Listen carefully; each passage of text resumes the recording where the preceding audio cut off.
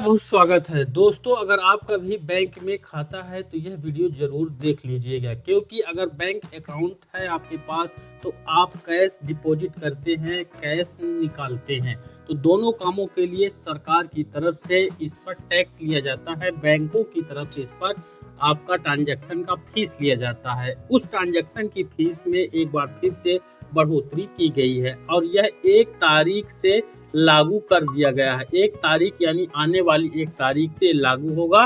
Video पूरा देख लीजिएगा, कितना फ्री ट्रांजैक्शन रहेगा और किस लिमिट के बाद आपको यहाँ पर पेमेंट देना पड़ेगा। के न्यू रूल्स हैं। कैश निकालना और बैलेंस को चेक करना महंगा हो गया है। नए नियम 1 मई 2025 से लागू किए जाएंगे। अब यहाँ पर पूरा अपडेट देख लीजिएगा। बिजनेस डेस्क से खबर है, अगर आप एटीएम से बार बार कैश निकालते हैं या बैलेंस को चेक करते हैं तो यह खबर आपके लिए बहुत ही महत्वपूर्ण है। भारतीय रिजर्व बैंक आरबीआई ने national payments corporation of India NPCI के प्रस्ताव को मंजूरी दे दी है, जिसके बाद 1 मई 2025 से एटीएम ट्रांजैक्शन पर लगने वाले चार्ज बढ़ने जा रहे हैं।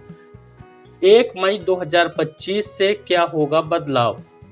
कैश निकासी का शुल्क 17 रुपये से बढ़ा करके 19 रुपये प्रति ट्रांजैक्शन कर दिया गया है। यानी अगर आपका पैसा बैंक में जमा है और आप उसको निकालते हैं तो आपको बैंक को 19 रुपये देना पड़ेगा। बैलेंस चेक करने का शुल्क 6 रुपये पहले था, इसको बढ़ा करके अब 7 रुपये प्रति ट्रांजैक्शन कर दिया गया है। यानी आप अपने बैलेंस को चेक कर रहे हैं तो 7 रुपये एक बार का चेक करने का मिलेगा। फ्री लिमिट भी है इसमें। मेट्रो शहरों में 5 बार और नॉन मेट्रो क्षेत्रों में 3 फ्री ट्रांजैक्शन के बाद ये नए चार्ज लागू होंगे। यानी यहाँ पर जो मेट्रो शहर हैं उनको 5 बार और जो यहाँ पर नॉन मेट्रो हैं उनको 3 फ्री ट्रांजैक्शन मिलेंगे। क्यों बढ़े चार्ज? एटीएम नेटवर्क ऑपरेटर और व्हाइट लेबल एटीएम कंपनियों ने इंटरचेंज फीस में बढ़ोतरी की मांग किया था, क्योंकि उनके लिए रख रखाव और संचालन लागत बढ़ गई है। एनपीसीआई ने यह मांग आरबीआई को सौंपी, जिसे मंजूरी मिल गई है। ग्राहकों और बैंकों पर असर। ग्राहक अगर अपने होम बैंक के बजाय किसी दूसरे बैंक के एटीएम से ट्रांजैक्शन करते हैं तो उन्हें अधिक शुल्क देना होगा।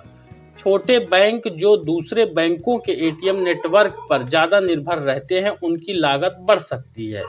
बैंक अकाउंट मेंटेनेंस चार्ज बढ़ाने पर भी विचार कर सकते हैं। जो ग्राहक बार बार एटीएम का उपयोग करते हैं उन्हें अतिरिक्त खर्च से बचने के लिए डिजिटल पेमेंट या होम बैंक एटीएम का ज़्यादा उपयोग करना चाहिए। एसबीआई ने बदले एटीएम ट्रांजैक्शन नियम, जो कि 1 फरवरी 2025 से लागू हो चुके हैं। स्टेट बैंक ऑफ इंडिया यानी कि एसबीआई ने भी अपने ग्राहकों के लिए नए एटीएम नियम लागू किए हैं। हर महीने की जो फ्री लिमिट है वो यहाँ पर 5 है। एसबीआई एटीएम से 5 फ्री ट्रांजैक्शन आप कर सकते हैं अगर आपका खाता स्टेट बैंक ऑफ इंडिया में है। अन्य बैंक के एटीएम से 10 फ्री ट्रांजैक्शन लोकेशन या बैलेंस सीमा के बिना आप कर सकते हैं। जिनका औसत मासिक बैलेंस AMB 1 लाख से अधिक है उन्हें अनलिमिटेड फ्री ट्रांजैक्शन मिलेंगे। फ्री लिमिट के बाद चार्ज। एसबीआई एटीएम पर 15 रुपये प्लस जीएसटी प्रति ट्रांजैक्शन। अन्य बैंक के एटीएम पर 21 रुपये और जीएसटी यहाँ पर लगेगा। बैलेंस चेक और मिनी स्टेटमेंट दूसरे बैंक के एटीएम से अगर करेंगे तो 10 रुपये प्लस जीएसटी लगेगा। एसबीआई एटीएम पर बैलेंस चेक करेंगे तो बिल्कुल फ्री है।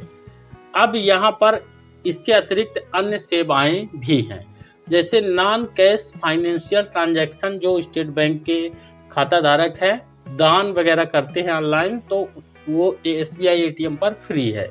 दूसरे बैंक एटीएम पर यह सुविधा उपलब्ध नहीं है। तो ये नवीनतम अपडेट है खाता धारकों के लिए। वीडियो को ज़्यादा से ज़्यादा लाइक और शेयर करिएगा। चैनल पर नए हैं तो सब्सक्राइब जरूर करिएगा। धन्यवाद।